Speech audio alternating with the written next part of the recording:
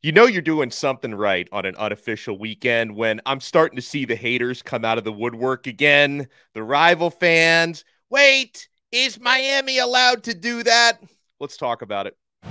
You are Locked On Canes, your daily podcast on the Miami Hurricanes, part of the Locked On Podcast Network, your team every day.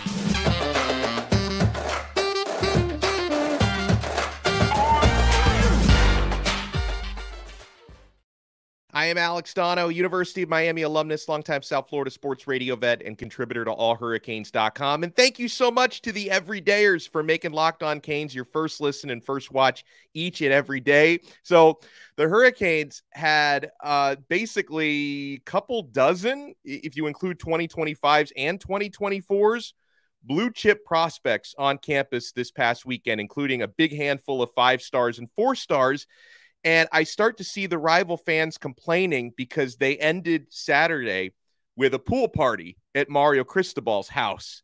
And the rivals are like, wait, I have studied the bylaws.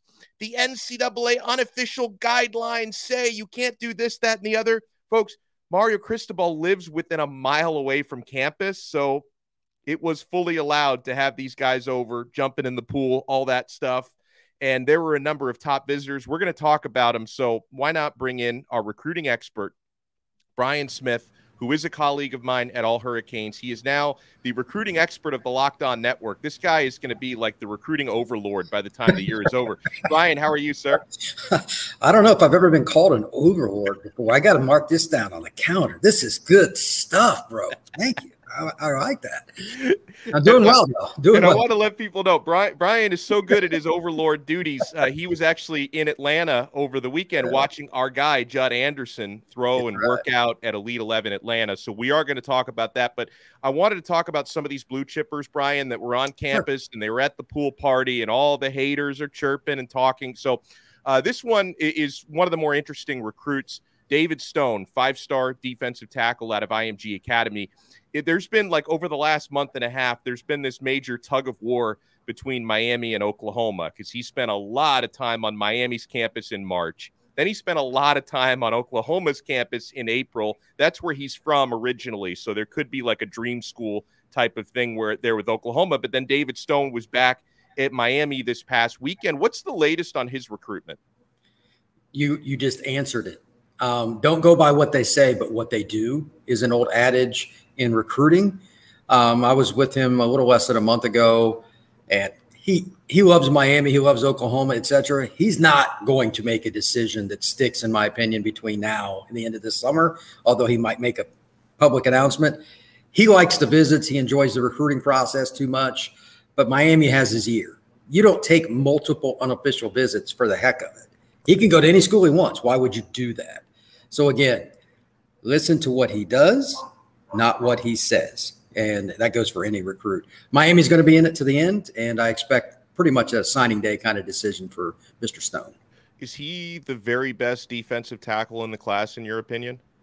If you want a up-the-field one-gap guy, I think so, and that's what he is. He's 285, 290.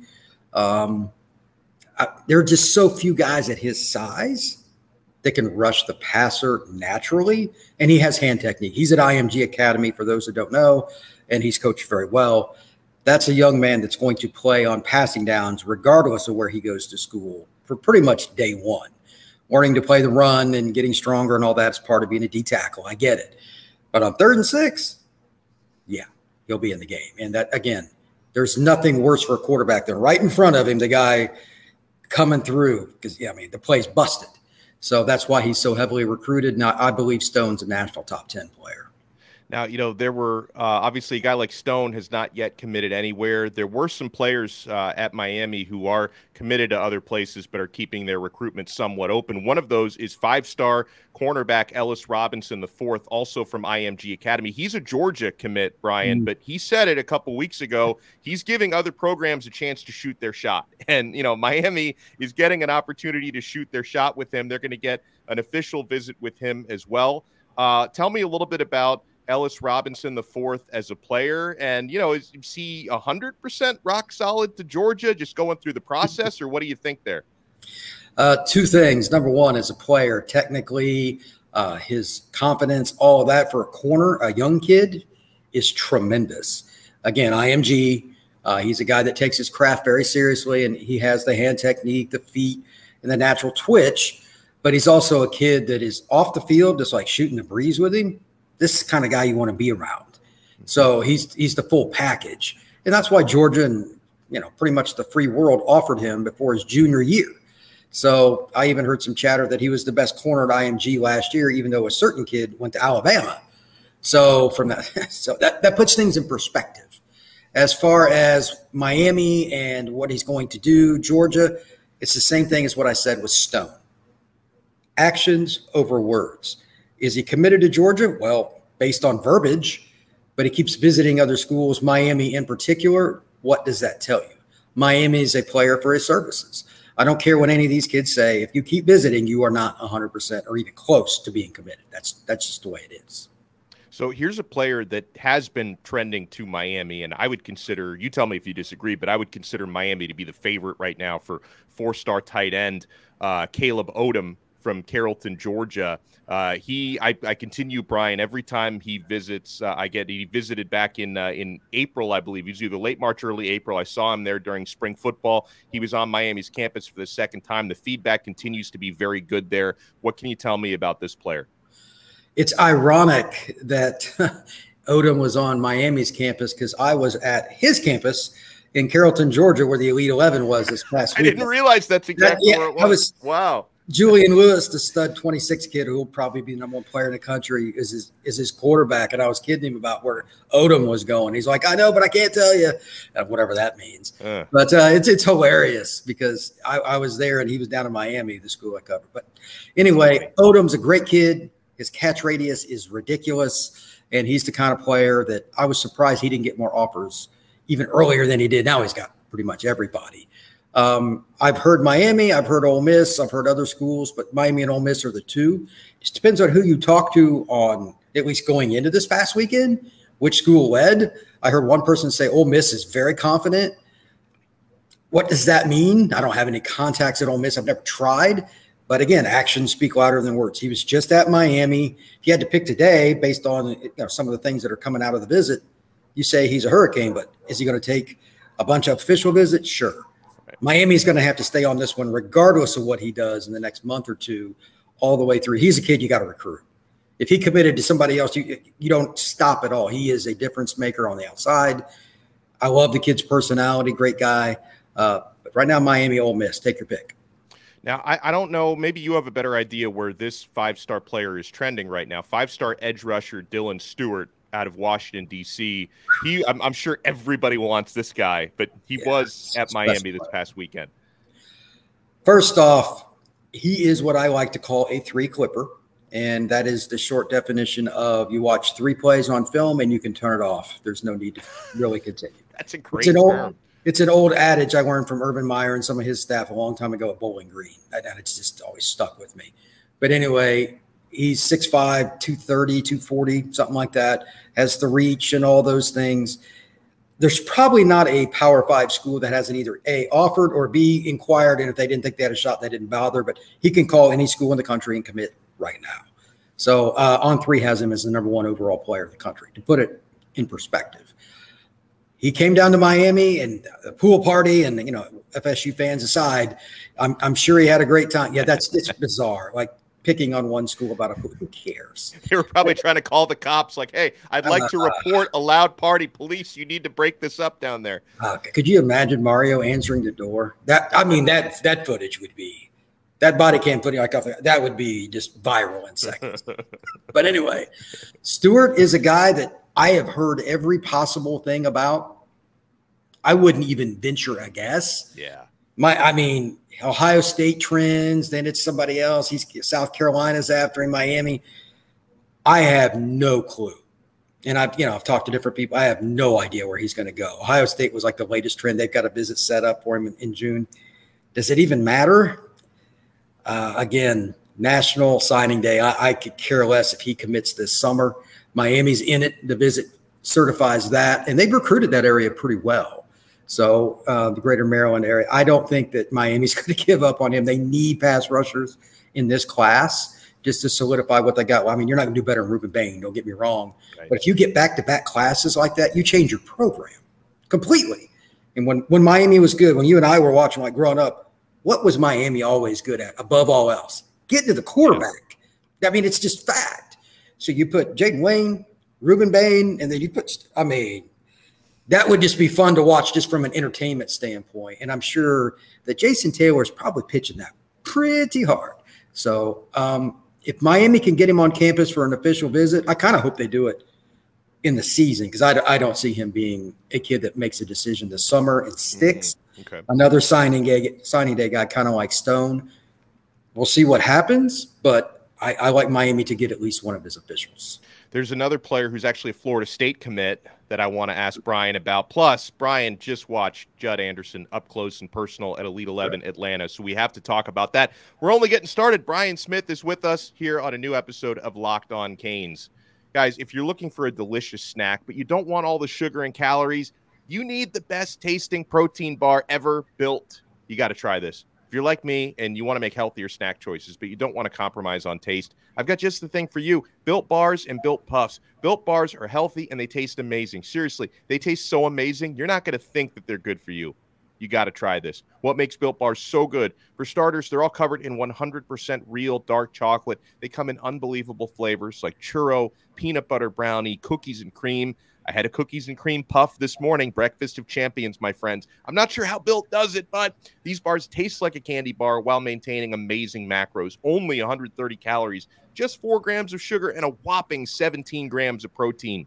And now you don't have to wait to get a box. For years, on here on Locked On, we've been talking about ordering your Built Bars at Built.com. Now you can also get them at your local Walmart or Sam's Club, and you can still get your specialty flavors at Built.com. I actually just ordered the Red Velvet Puffs limited edition flavor at Built.com with the promo code LOCKEDON15 is the promo code for 15% off. That's right. You can head to your local Walmart today or your Sam's Club, run in and grab a 13-bar box with hit flavors like Brownie Batter Puff and Churro Puff. You can thank me later because I love me some Built Bars.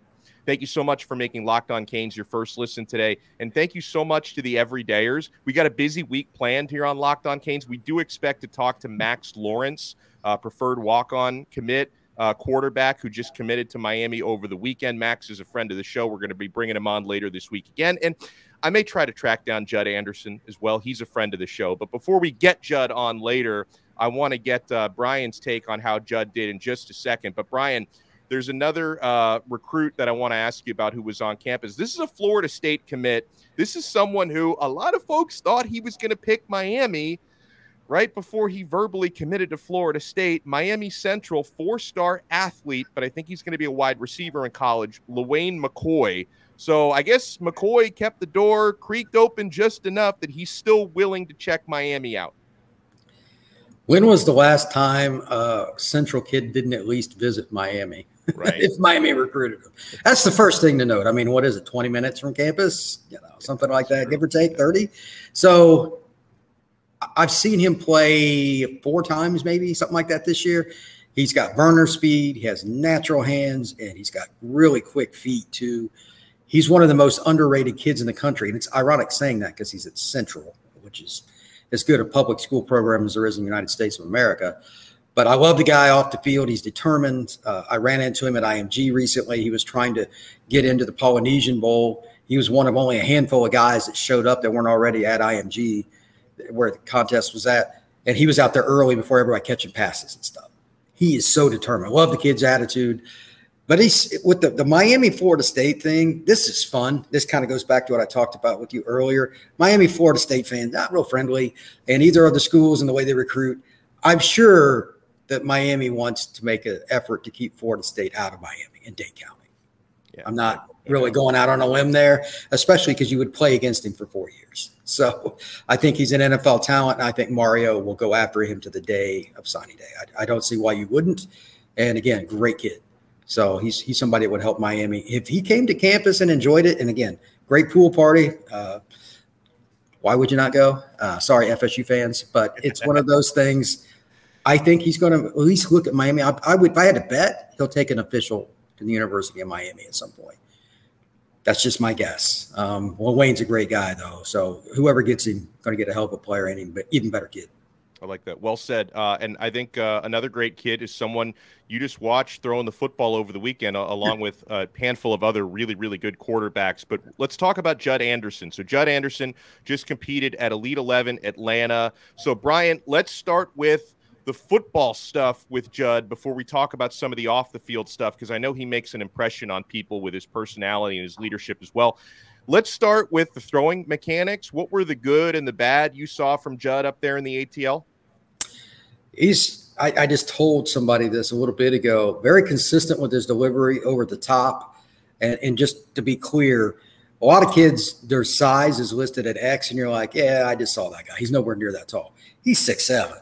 Right. He is humongous. Asked Judd how much he weighed. He said on Friday he weighed in at 223, and he's lean. It was funny. There were a couple kids listed at like 6'3", 6'4" that he was standing next to. They looked like dwarfs. It was hilarious. I was like, man, I didn't have a hard time picking him out anywhere. Didn't even look for shoes or anything. You just knew who he was. The only thing that I didn't like was early on, he aimed the ball a little bit. He just kind of got into the water slowly. After we got past about the 10, 15% mark of the event, he let it rip, and he was much better. Good. I don't really think there's a more competitive kid. He was on himself and everybody else pushing everybody, and everybody there likes him. He's from the central part of Georgia. There's a lot of Georgia quarterbacks that were at the Elite 11, and they all knew him. They all liked him. Everybody worked with him. He was great with the counselors. I think that with his delivery and his attitude, he's only played 1 year as the main quarterback, by the way. Mm-hmm. His upside is tremendous. He's a developmental kid, but his upside is tremendous. I just want to see him play live now.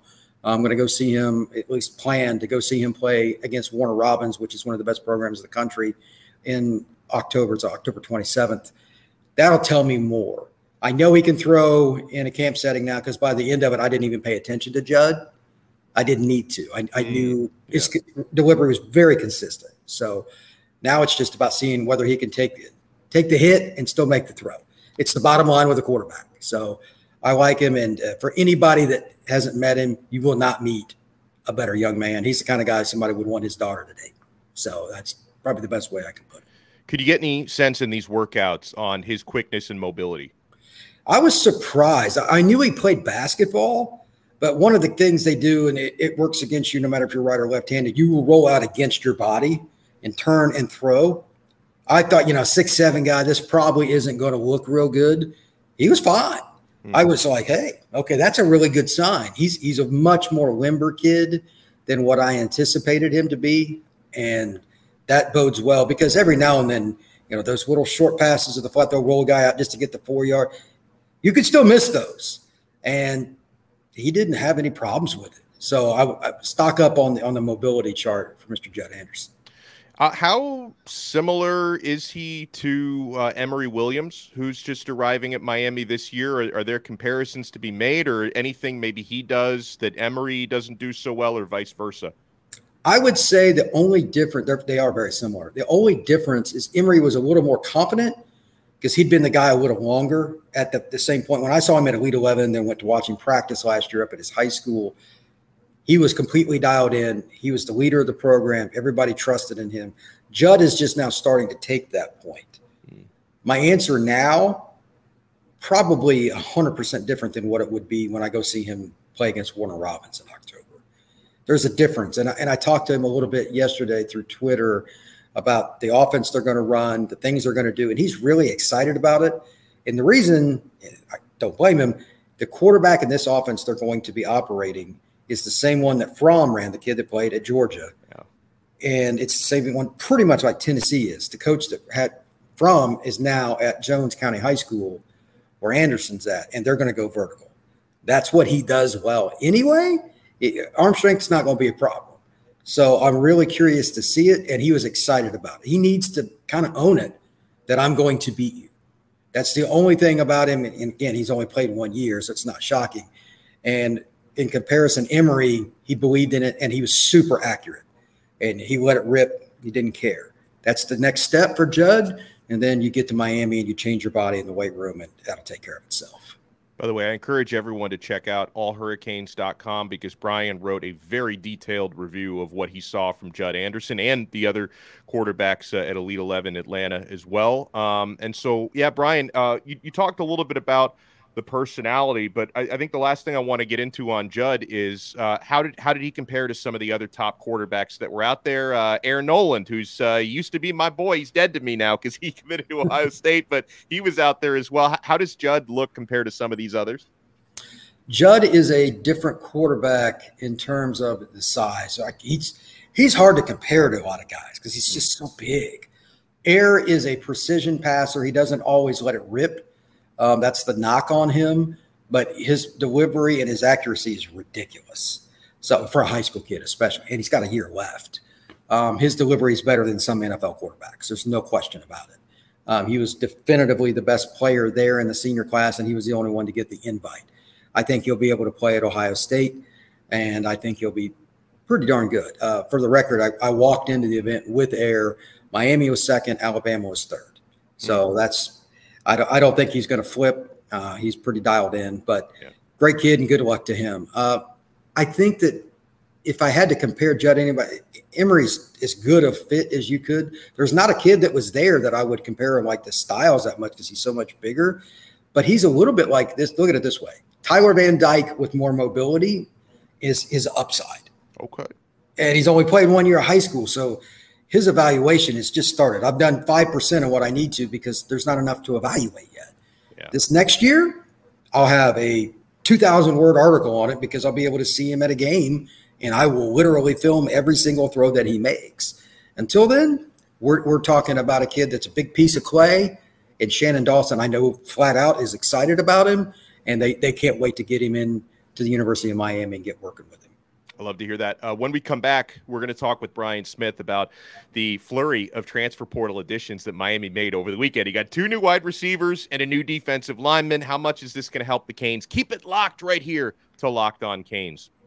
Thank you so much for making Locked On Canes your first listen today. We are available free, Apple Podcasts, Spotify, the Odyssey app, wherever you get your pods, and available free on YouTube. And if you want to take your everydayer status to the next level, guys, you're going to want to join our exclusive SMS texting service through Subtext. I send you guys text message updates directly to your directly to your phones, I should say, show previews, recruiting scoops, buzz whenever I go out to practices. And if there's breaking news, we let you guys know directly on your phones through Subtext, and you can one-on-one chat with me as well. I text it very, very frequently. I haven't spent any time with my wife since we started the Subtext, but you know, that's the key to a happy marriage because I don't bother her nearly as much since I'm all dialed in with this Subtext. But we are joined by Brian Smith, recruiting expert here on the Locked On Network.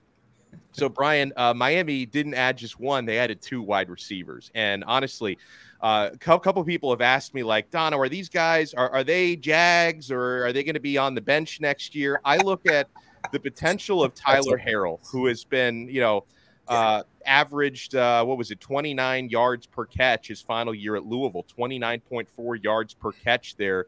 Jamar Kirk from Reedley College, who averaged 19 yards per catch 2 years at Reedley. And one of our listeners sent us a comment on YouTube that he went to Reedley College. So he's like, wow, this is so cool. A guy that went to my JUCO is now at the University of Miami. What do you think about these 2 additions? Tyler Harrell, who transferred from Alabama, and Jamar Kirk from Reedley College. What are they going to bring to Miami's receiver room? Balance. Miami has Colby Young outside, who I think is an NFL player, and he's as dialed in as you're going to get. But he's 6'5", 215, 6'4", 215, something like that. Anybody that doubts Xavier Restrepo as a slot, I don't know what you're watching. Good luck to you. But they need more competition on the outside and just more depth anyway. May the best man win the starting job, whatever it is. Jacoby George is a good player. Maybe he wins it, maybe he doesn't. But adding Harrell and Kirk, look, you need bodies. Last year, what did we talk about constantly? How many guys were out? I don't know if that'll ever happen again in my lifetime, that many injuries. It was unbelievable. But you've got to be able to rotate guys, and you've got to have guys pushing the pile. Both of them have speed that gets the balance, and they both bring experience. Look, Miami improved their roster. That's the number one thing.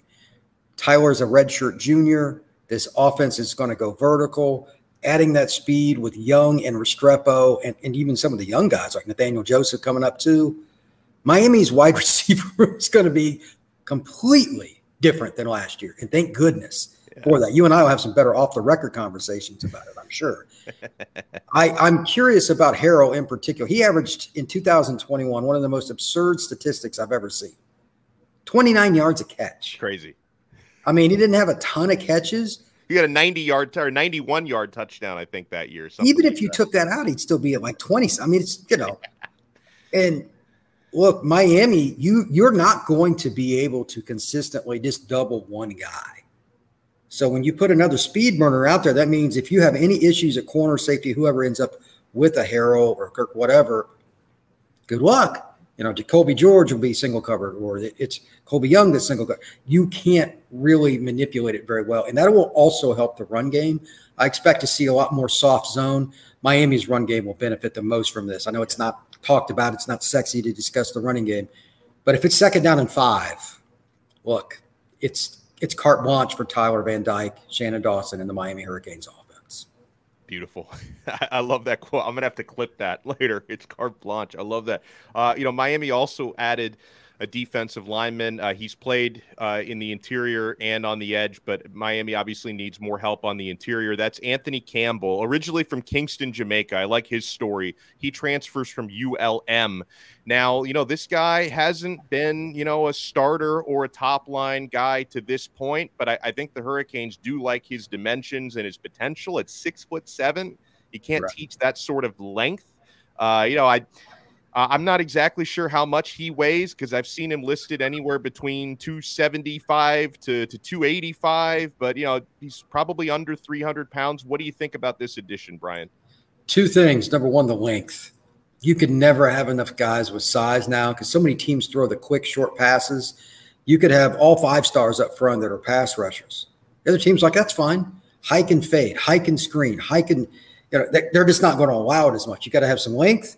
You have to have guys that can chase. You need athletes that make tackles from D-line out on the perimeter. And that also means rotating guys because D-linemen don't like running a lot. So he's 6'6", at least. He's listed at 6'7". He has experience playing Division I football.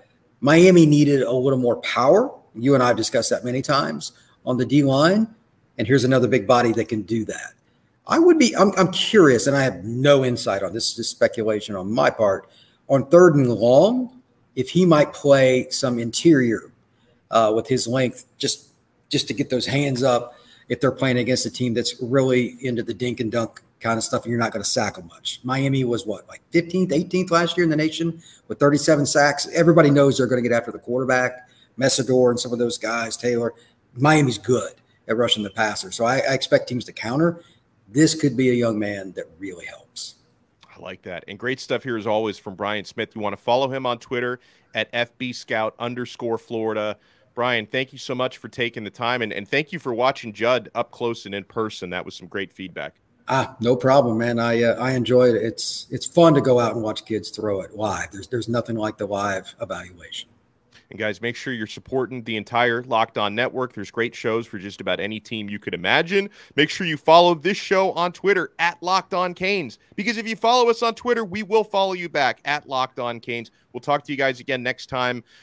Truth Teller Tuesday tomorrow. I think I'm doing a speaking engagement tomorrow, so I may have to move my schedule around a little bit. Hopefully Bruce Warner is still able to join, but we will figure that out. We're going to be loaded all week long. We're going to try to track down Judd Anderson later this week. We're going to definitely track down Max Lawrence later this week, who has enrolled at Miami as a preferred walk-on quarterback. We love that kid a lot. And we'll be talking more recruiting right here on Locked On Canes, part of the awesome Locked On Podcast Network, your team every day.